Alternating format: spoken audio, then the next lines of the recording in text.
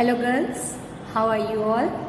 I hope so that you all are fit and fine with all your family members and feeling happy to see me in your school. Okay?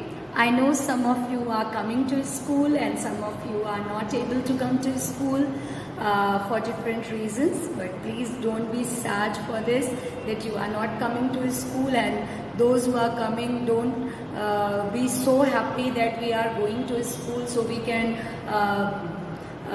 can do anything, because you know, as the COVID is still there in the world and in Gorakhpur also, so we have to pay attention for what the measures we have to take and what the things are telling from the school and government guidelines also.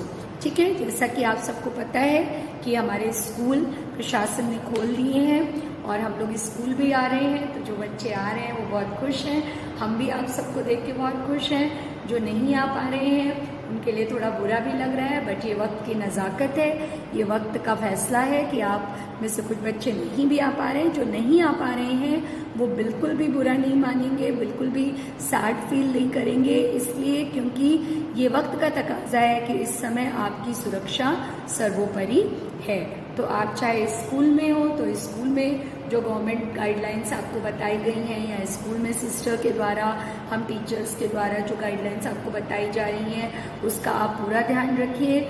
जो बच्चे नहीं आ पा रहे हैं वो sad ना हो, वो घर में अपनी सुरक्षा का ध्यान रखें। और ऑनलाइन क्लासेस तो हमारे ऐसे ही चलते रहेंगे, तो ऑनलाइन वीडियोस हम लोग आपको भेजते रहेंगे।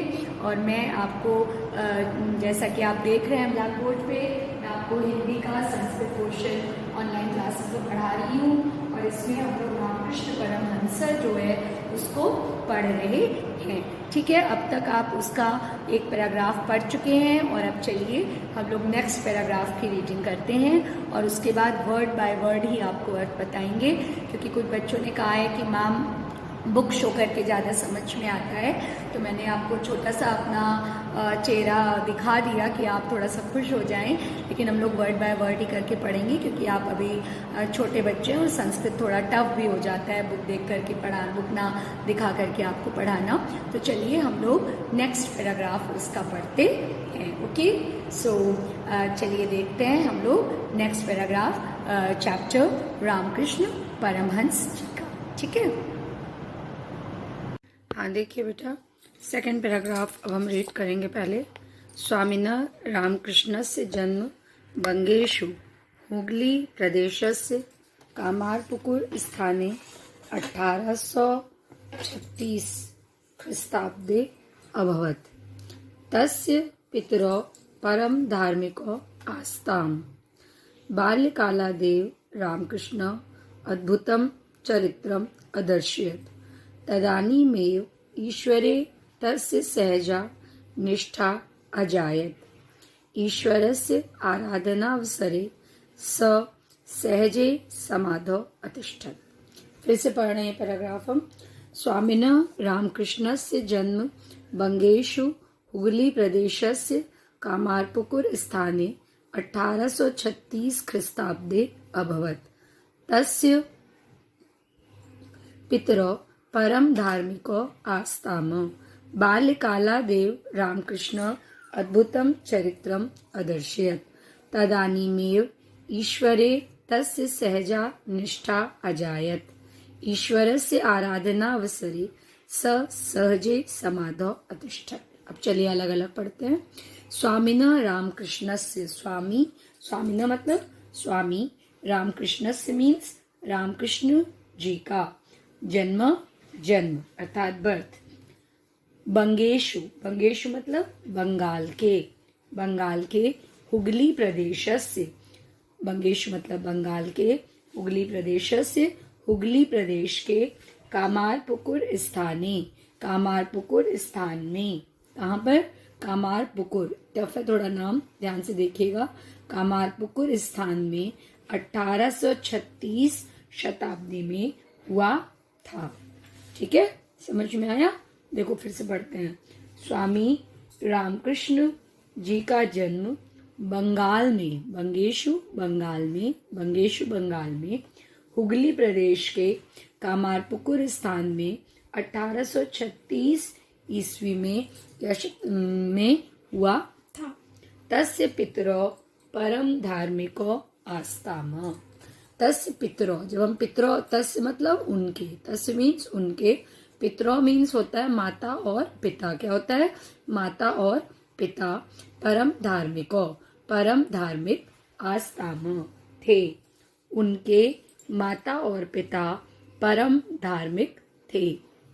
बाल्यकाला देव, बाल्यकाला देव मतलब बाल्यकाल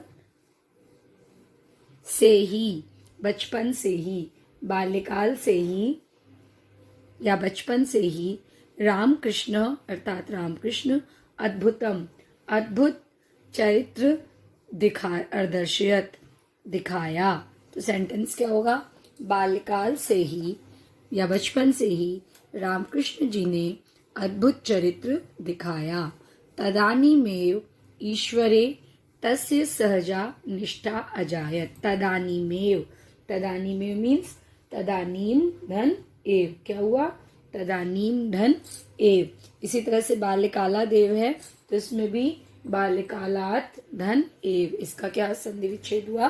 बाल्यकालात धन एव, बाल्यकाल से ही। और तदानीमेव, तदानीम धन एव, तदानीम धन एव, तब से ही ईश्वरे, ईश्वर में, तस्य उनकी, सहज, सहज निष्ठा, अजायत मीन्स हो गई थी, उत्पन्न हो गई थी। निष्ठा मीन्स विश्वास, सहज मतलब स्वाभाविक। तदानीमेव उस समय से ही या तब से ही, तभी से ईश्वर में उनकी सहज निष्ठा हो गई थी। सहज निष्ठा मीन्स अपने आप निष्ठा हो गई थी। ईश्वरस्य आराधना अवसरे सहजे समाधो अतिष्ठत।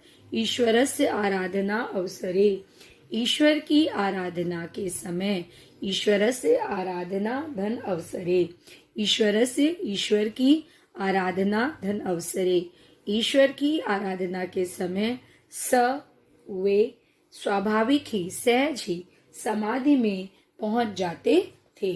ईश्वर की आराधना के समय, फिर से देखिए, ईश्वरस्य, ईश्वर की आराधना धन अवसरे, आराधना के समय वे, मतलब वे, सहजे, सहज ही या स्वाभाविक ही, समाधो, समाधि में, अतिष्ठत पहुंच जाते थे।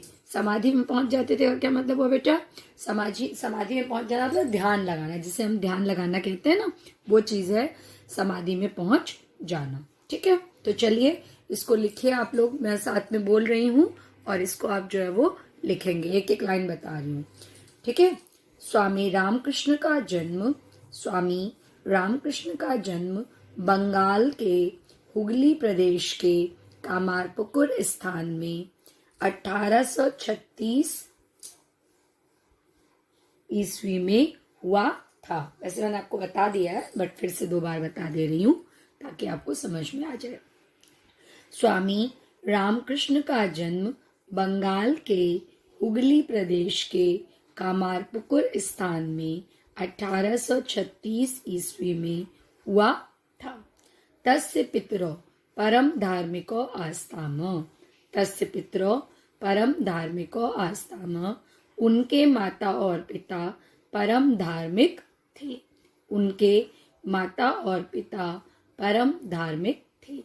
बाल्यकालादेव रामकृष्ण अद्भुतम चरित्रम अदर्शयत, बाल्यकाल से ही रामकृष्ण ने अद्भुत चरित्र दिखाया। बाल्यकालादेव, बाल्यकालात धन एव, रामकृष्ण ने अद्भुत चरित्र दिखाया। तदानीमेव ईश्वरे तस्य सहजा निष्ठा अजायत, तब से ही ईश्वर में उनकी सहज निष्ठा हो गई। ईश्वरस्य आराधना अवसरे सहजे समाधो अतिष्ठत, ईश्वर की आराधना के समय वे सहज ही समाधि में चले जाते थे, पहुंच जाते थे। ईश्वर की आराधना के समय वे सहज ही समाधि में पहुंच जाते थे। समझ में आ गया? इसको अच्छे से लिखेंगे आप। आज मैं आपको एक ही पैराग्राफ पढ़ा रही हूँ क्योंकि अब आपके स्कूल भी 9th-10th के लिए खुल रहे हैं, तो मैं एक बार जब आपसे मिलूंगी तो पूछूंगी आपसे कि आपको कितना समझ में आ रहा है, और अगर कोई भी और प्रॉब्लम आपकी आ रही है तो उसको भी आगे के वीडियोस में surely I will solve. Okay, तो आज हम लोगों ने क्या पढ़ा? आज हम लोगों ने परमहंस रामकृष्ण चैप्टर का दूसरा पैराग्राफ पढ़ा। And I think and I wish कि आप इसे पूरा अच्छे से अपनी कॉपी में लिखेंगे। इसका अर्थ जो है वो बेटा आपको खुद ही लिखना है। इसका अर्थ आप क्या करेंगे? खुद ही लिखेंगे। और अगर कोई भी प्रॉब्लम आपको होती है तो हमें ज़रूर से, अगर आप स्कूल आते हैं तो स्कूल में पूछिए, और अगर आप घर में रहते हैं तो वीडियो देख करके कमेंट बॉक्स में ज़रूर से पूछिए। Take care of your family. God bless you. Thank you.